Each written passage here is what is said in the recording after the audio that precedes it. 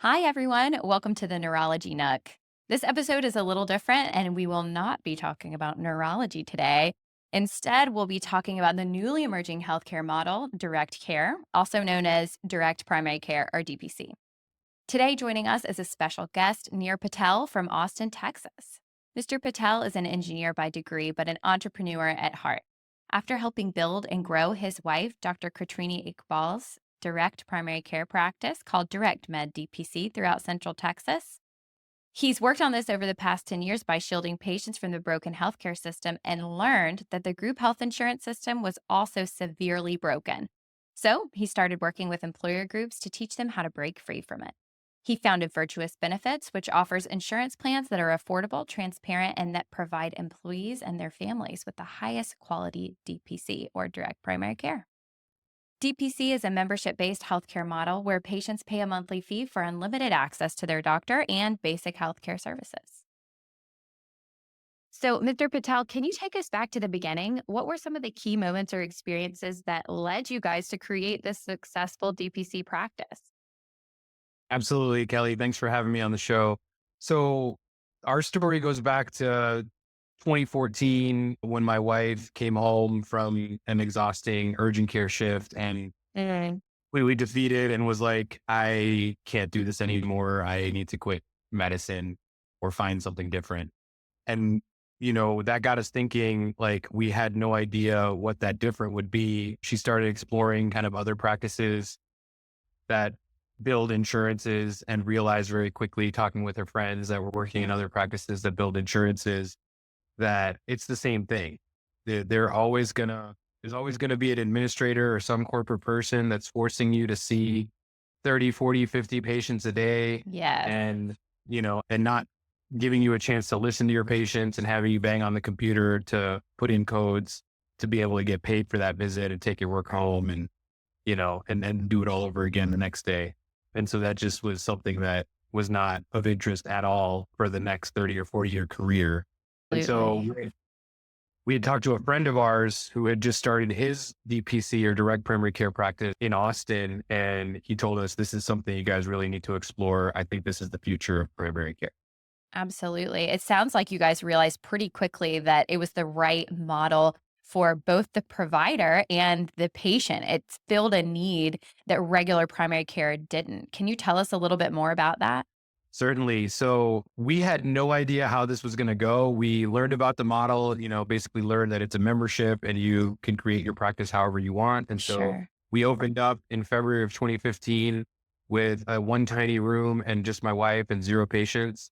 Oh, And realized pretty quickly once we started seeing patients and under this membership model, delivering very high quality care, keeping things extremely affordable and giving them the yes. transparency to like, this is how much labs actually cost. They cost Right.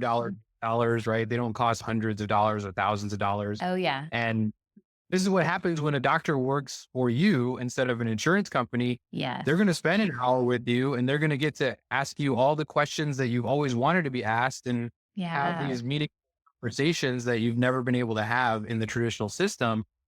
And once you see all that happening, like the patients the word just starts spreading. They tell their family, their Right. friends. We have a doctor in town that listens, that genuinely cares, that keeps things really affordable for me. And that's really how it started, from the beginning to kind of spread for us. Yeah, good. Word of mouth. That's the Yes. best marketing. Absolutely. And who do you think that your audience or your demographic, I guess, has been so far? What kind of person do you feel like ends up in the office? Sure. Yeah. And I think that's a difficult question because Yeah. everybody in the country is a human being and they all need good care. Yes. So whenever people ask me to be specific, it's hard for me to be specific Yeah. because I think every human being needs really good care. Yeah. But I think, people that value their health. So I wouldn't really say it's a certain age demographic. It's people that Mhm. value their health and that realize health is wealth, right? And so if Yes. you don't have your health, you are, and you can have all the money in the world, but you really have nothing without your health. And so people that realize that and that understand the concept of I want to live a long, healthy, prosperous life, and it's important to have a meaningful relationship with a physician who knows me really well that can take care of me through that long term, that's really what I think is our ideal patient. Oh, yeah. And it sounds like it's a model that serves patients really well and a really attractive option. And it's advertised itself clearly, as you were saying. So, starting any business has its challenges. What are some of the roadblocks that you encountered along the way, and how did you overcome them in starting this practice? Roadblocks are definitely there in DPC as far as like when you're first starting, Mhm. you're a physician that's leaving a comfortable salary Yes. and kind of going into new territory where you're opening a practice where potentially you have zero patients when you start, like we Yeah. did. Yeah. And that salary is basically zero at that point too, right? And so I would say that's the biggest probably for most physicians who have a tremendous amount of loans from medical school and residency. And so that is something that's just a scary thing to say, I'm going to quit my job and I'm going to open a new practice where I have to build a Yeah. revenue stream.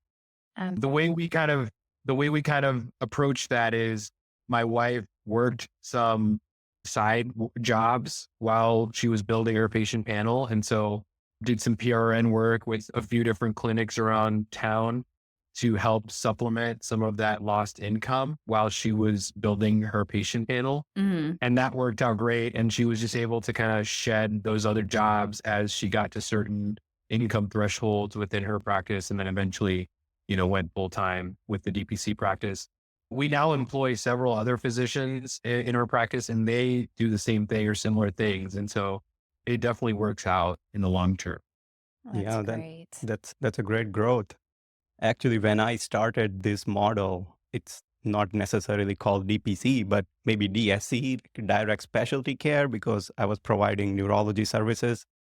And I did the same thing as your wife. I was doing locums and doing part-time jobs here and there while trying to build the practice and keep the marketing going.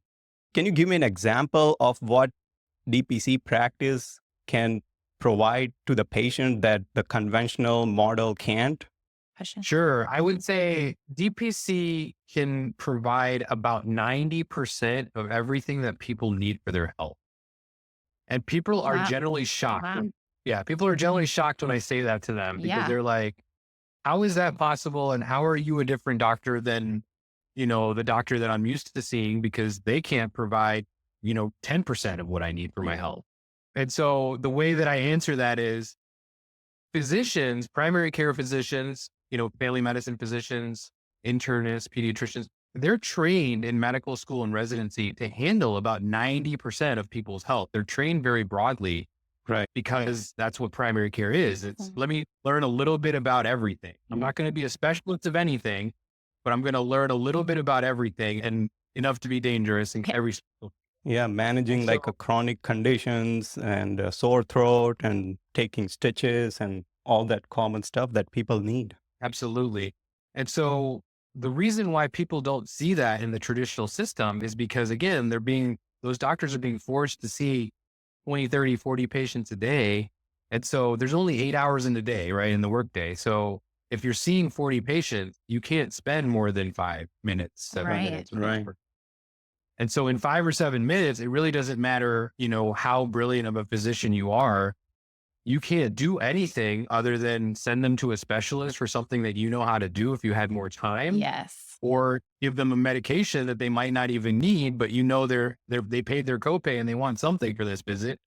So sometimes you have to just put your head down and give them that medication. I hear Yeah. you. But I hate that. I call it the cogwheel of healthcare. And you're right that working with insurance companies puts you directly in that cogwheel where you are working for them. You're cranking out 15-minute patient visits. You're feeling like you're not doing the patient justice.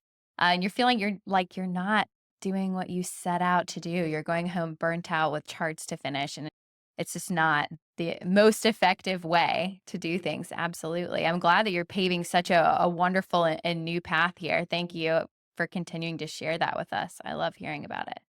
So it's a relatively new concept for most people. How did you go about educating potential patients and sort of shifting their mindset about what this kind of healthcare can provide for them that traditional can't? In that same vein, are you providing more like functional or integrative medicine or nutrition, education into your practice?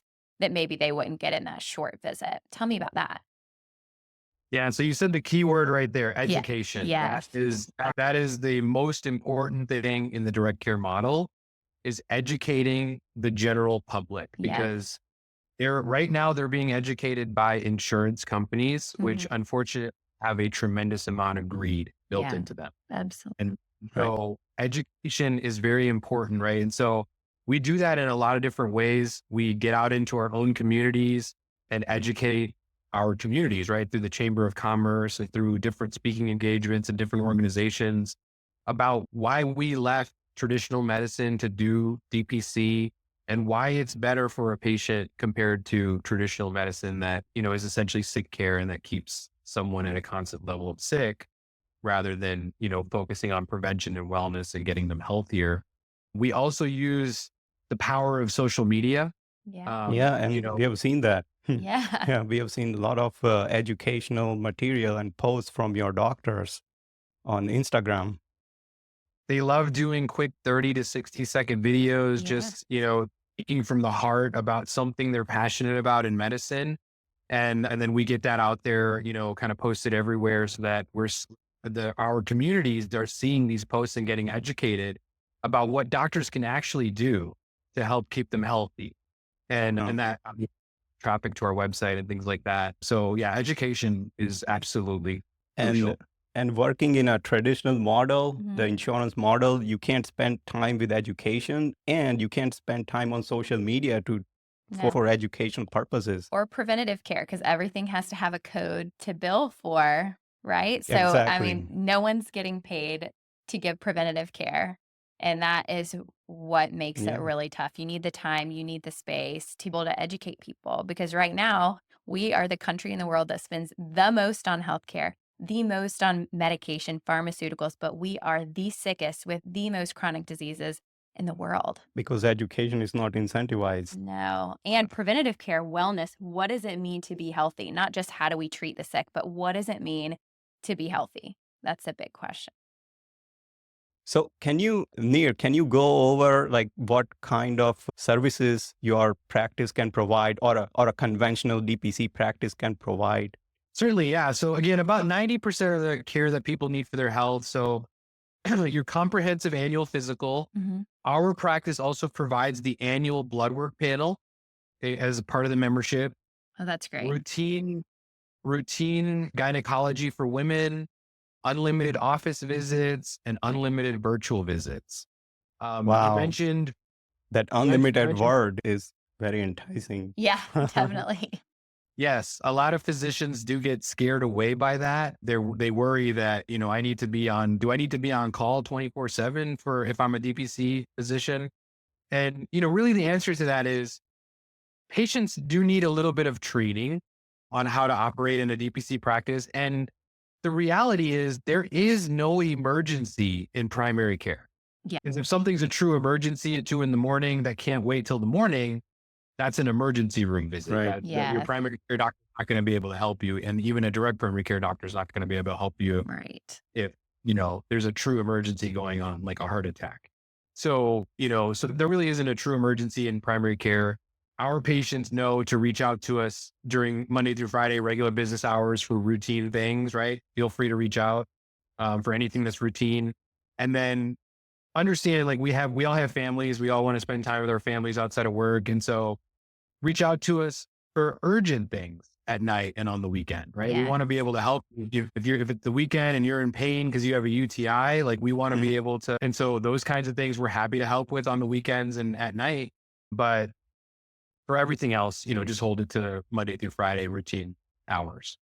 Sure, that makes sense. So what would you say is the 10% that you can't do?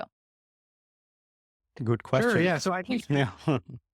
I think anything that, requires, or anything that kind of falls outside the scope of that primary care training, right? And so, like I mentioned, that these doctors are in residency, are working in the hospital, sort of rotating through every single department in the hospital and learning a little bit about everything. But when they have a patient come in and show them something on their skin where the doctor's kind of like, whoa, I have never seen that before, or that looked, a lot worse than I was expecting. And I really think we need to involve a dermatologist to have his expert Right. or her opinion on what to do with this. Right. And that's really where a specialist visit comes into play, is when something escalates outside of our scope to where we don't have the experience or training to handle it. We will talk about involving a specialist at that point. Really anything that requires, being hospitalized, right? There's a whole nother world of hospital medicine that requires a lot of training and experience. And so we don't touch those kinds of things. Yeah, Cancer. however, what you're describing, that's not in the scope of primary care doctor anyways, Anyway, even in the traditional insurance model. yeah. Absolutely. And since you're talking about referrals, we have actually seen some of the referrals from your practice, and those were really interesting patient in need. Well, you guys have been a tremendous resource for us. We love the fact that you guys are around and available for us to be able to refer patients to you so quickly and so easily. And the communication back to us, the notes that we get back and the speed of everything has just been amazing. So yeah, we love the fact that we have a DSC neurology practice that we know and trust that our patients will have a great experience with. Oh, Yeah, good. yeah. Thank you so Thank much for you. saying that. We appreciate that.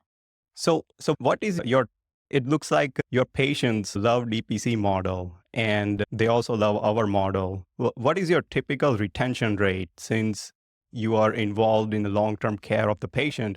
We, as specialists, mostly are not involved in the long term. We solve the problem and usually we sign off from the case. So we don't necessarily have a good retention rate since we don't need it. But what about practice like you? Our retention rate is very high. It's so high that I don't actually track it. So I would say, we probably have 1% or less of our patients leaving our practice. And Wow. the main Wow. reason that That's the main reason that somebody would leave our practice is because they've moved to an area that's too far away for it to make sense to continue with our practice. And at that point, we help them find a DPC that's nearby where they're going to be living. That totally makes sense. So, what would you say to a patient who is employed and has a traditional insurance model through their employer? Is it still profitable for them or financially a smart decision to do DPC, even though some primary care services may be free, covered, or considered preventative under a traditional plan? It is if they value their health, because, if you're paying a $30 copay for a 5-minute visit where a doctor is going to give you a medicine you might not need or send you to a specialist for something they know how to do, now you have to pay for that medication. You've got side effects with that medication. It might just be putting a Band-Aid on your symptoms. Or if you're going to a specialist, now you have more costs because now you have to pay your specialist copay and then do whatever the specialist wants you to do, maybe imaging, maybe medication, maybe some procedures, right? And so you're just continually being funneled into the system where there's more cost and, other factors that are affecting your health. Sure. So if you value your health, absolutely, it makes sense. And the other thing I would say is that I do happen to be an expert in health insurance. I've got a health insurance agency that's Yeah. nationwide. Yeah, Wow. tell us about that. That's gaining traction in Central Texas, I've heard. It is, yeah. It's gaining traction here in Texas as well as really around the country. We're in probably like 20 states right now. We have our health plans running. But, Wow. Wow. I would encourage that employee to join a DPC practice and then talk to their employer. And once they realize how amazing it is, talk to their employer and say, look, is there any way that we can talk to our insurance people about building this type of primary care into our insurance plan? Because this is the most amazing care I've ever had. Everything's very affordable. My doctor is a text message away and helps me with almost everything I need. And so that's what we do at Virtuous Benefits is we essentially create health insurance plans that have no network restrictions. Yeah. Networks like Blue Cross, United, Aetna, Cigna, right? They have a tremendous amount of greed built into them with respect to the way that they actually make money is not through the premiums they charge us. Hmm. It's through their networks that they force us to use. Right. So every time we use our insurance card, those insurance companies make money, and they make a huge amount of money every time we use our insurance card. So when you remove that network completely, now you have an insurance plan where you can pay the cash price for every healthcare service that you need, which is generally 10 to 20 times less than the insurance price. Wow, And Wow. that's a so big number. Yeah. Sounds like you could even save the employer money. Yeah. we generally save employers about 50%. 50%. My goodness. Uh, Do you have with this in North Carolina? Can I sign up? and Yeah, obviously with saving money with better care, with the Yes. DPC care.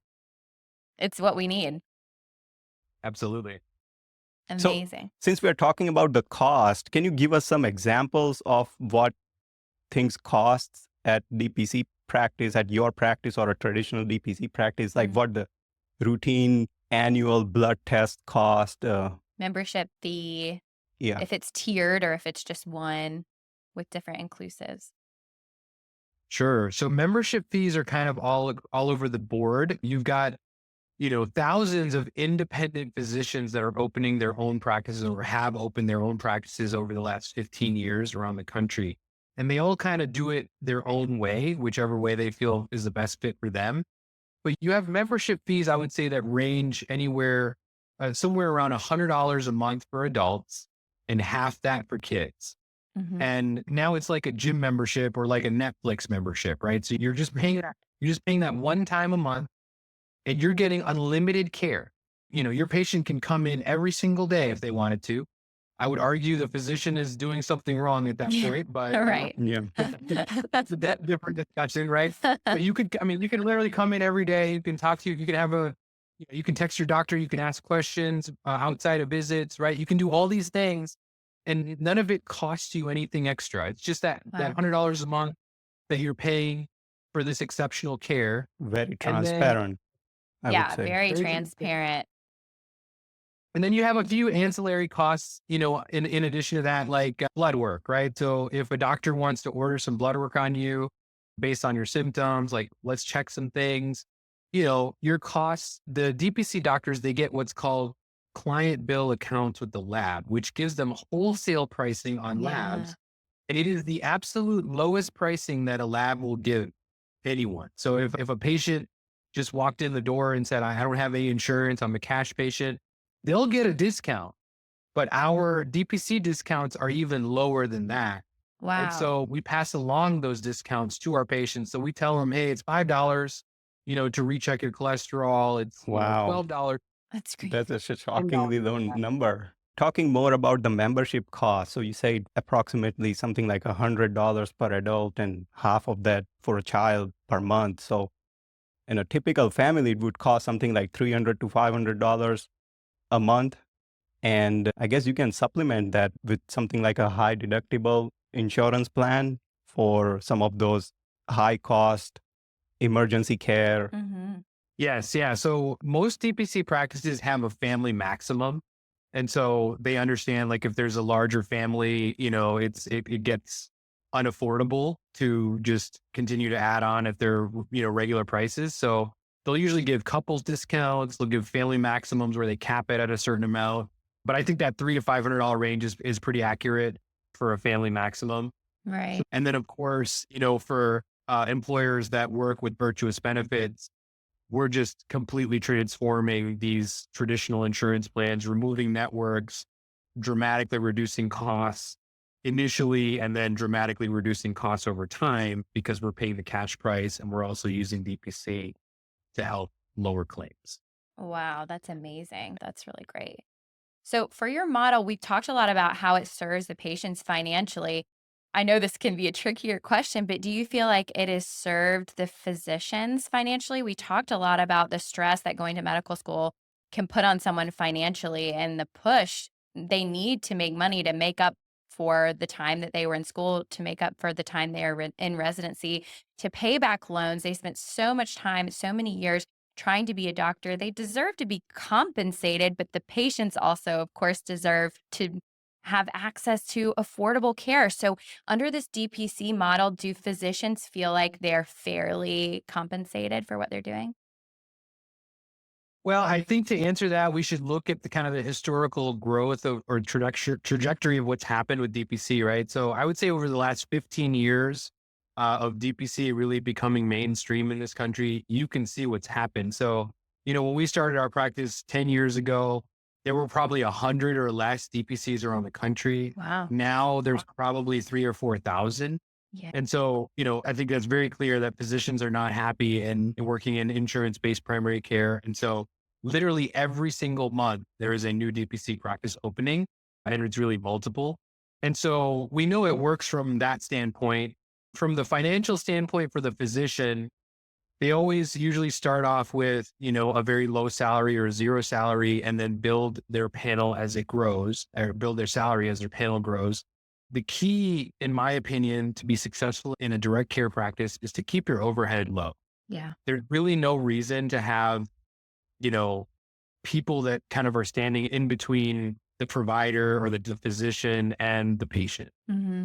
In this model, physicians have plenty of time with their patients. They usually spend an hour at every visit. I mean, that's more than enough time to do all the things that need to be done to have everything prepared for the second visit. Hmm. So, minimal staff, minimal space, right? You don't need a huge office with multiple exam rooms that go unused.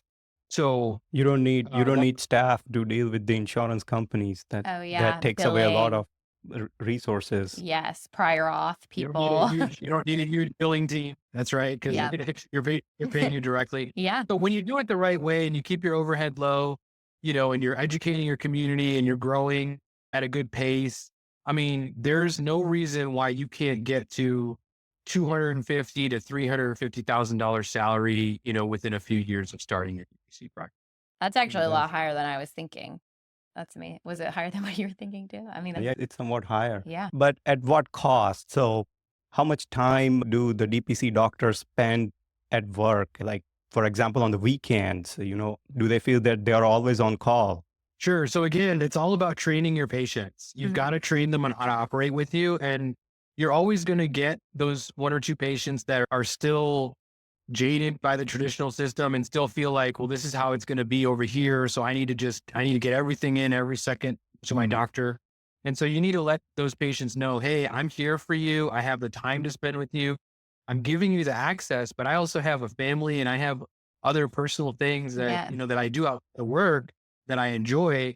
And so we have to have a balance with our relationship. I'd really appreciate it if you would hold the routine things from Monday through Friday during working hours. But if you're in pain or something's going on that's urgent after hours or on weekends, then feel free to reach out to me. And once that training process happens, things usually settle down and things get better.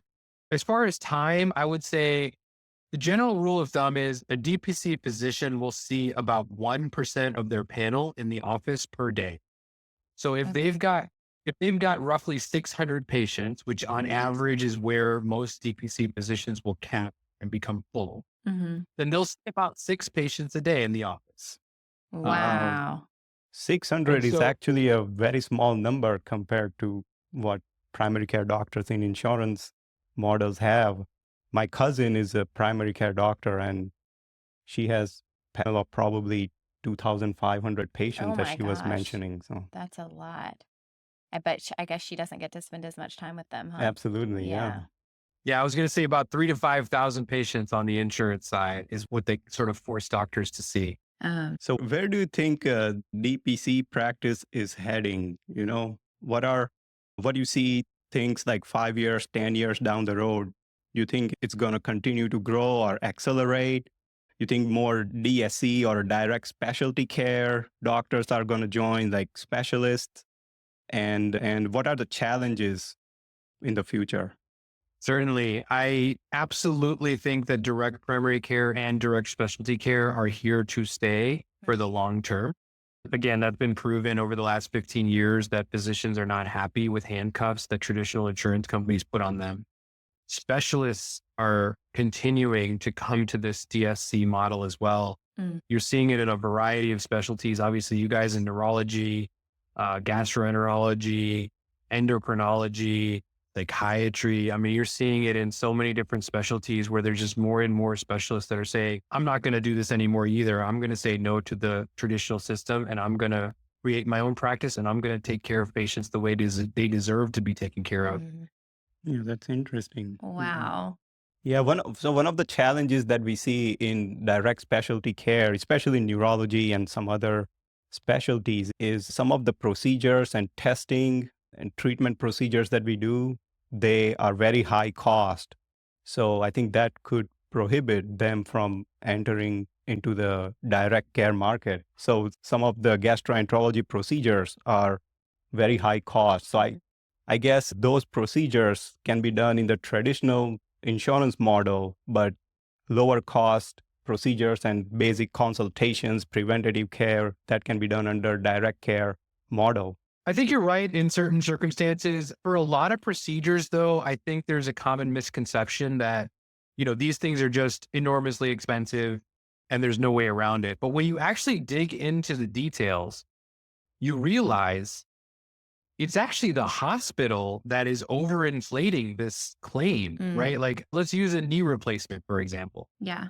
A knee replacement under a traditional Blue Cross insurance plan, nobody has any incentive in that plan to negotiate a bundled price for that knee replacement. Nobody has any incentive. Because what happens is the hospital is going to bill $100,000 to $150,000. Blue Cross is going to gladly accept that because what happens behind the scenes is the hospital charges $40,000 just to walk through the door, just to use their operating room. Blue Cross is going to get $40,000 for administration of that claim. And then the surgeon, the anesthesiologist, and the radiologist are going to get a few $1,000s each. Do you know what the actual bundled cash price is for a knee replacement roughly around the country? No, what? No. So if we did the same knee replacement, if we did it at a high performance independent surgery center where they are able to control their costs much better, the bundled cost for the operating room, the surgeon, the anesthesiologist, any radiology is $19,200. Oh, that's a Wow. big difference. Yeah. A huge Yeah. difference.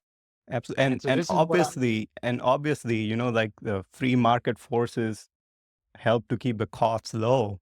Yeah. So it's good to engage in competition with insurance companies because thus far, before the DPC model and cash pay, there was just no competition out there and no one to keep them in check. And I think maybe the more that people use and see the value of the DPC model, the more that it grows, the more it's going to force insurance companies, hopefully, this is just my theory, to push their prices down to stay competitive with the people that actually want good, timely healthcare with education of high value, hopefully. Right. Yeah. So are insurance companies noticing the evolution of DPCs? Are they concerned? Are they trying any practices to prevent the growth of this model? Well, they have hundreds of billions of dollars, so they basically have unlimited money. And so they're not concerned, but they are noticing. And so they are purchasing some vendors that we use within our insurance plans to be able to get a piece of the pie on that side. They don't think that their gravy train in the traditional sense is going away, but they have enough money where they're like, well, we'll just purchase these companies that are doing this other thing and we'll make the money over there as well. And also with the DPC model, there are other big companies that are emerging. Like, for example, Amazon has a subsidiary that does DPC. And so that's different from small independent DPC practices. So what do you have to say about that? I call those DPCs in disguise. They're basically large corporations that are corporately owned, private equity owned, right? That are disguising themselves as, a local community clinic that is doing DPC. And we personally vet every single DPC practice that we use in our health plans for that reason. The general gist is corporate medicine does not work. And that is the reason why your practice exists. That is the reason why my practice exists and thousands of other practices that are direct care around the country exist. And so we need to continue to operate under that philosophy. We need to continue to steer patients to independent physician led practices because that is where they will get the best cost and the best care. And so these DPCs in disguise, they actually don't concern me one bit. If in my opinion, they actually help us grow the independent DPC movement. They actually help us grow even more because they are so bad at it. They don't know how to do it. That's a good point. Yeah, there will be a difference in the incentive of the owner of a big business who is not provider for Hmm. the patient care directly.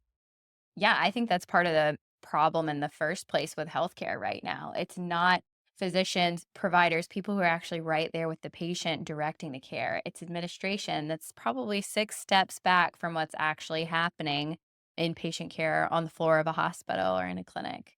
Right. Absolutely.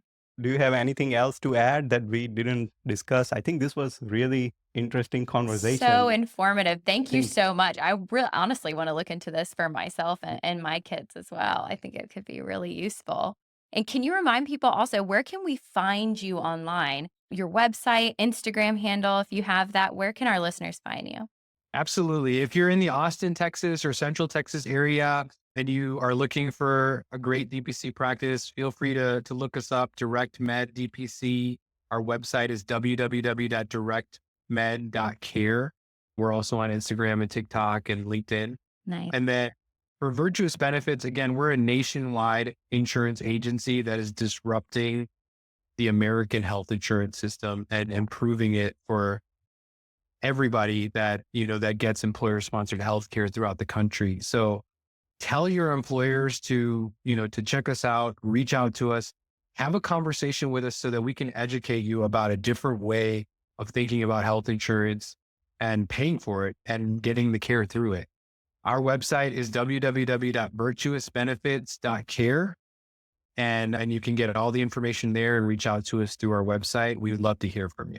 Wonderful. I love the way you worded that, disrupting what's going on right now, disrupting insurance agencies, traditional medical care, making something better for patients in America and bringing the conversation back to wellness. So thank you so much for what you do. Thank you for being a trailblazer in this space. We're excited to follow your work and, of course, so happy to have you here. Thank you so much. Callie and Dr. Modi, I really enjoyed this. Was so much fun. Thanks for having me on the show. thank you. Yeah, and we will Anytime. continue to work together. Absolutely. All right.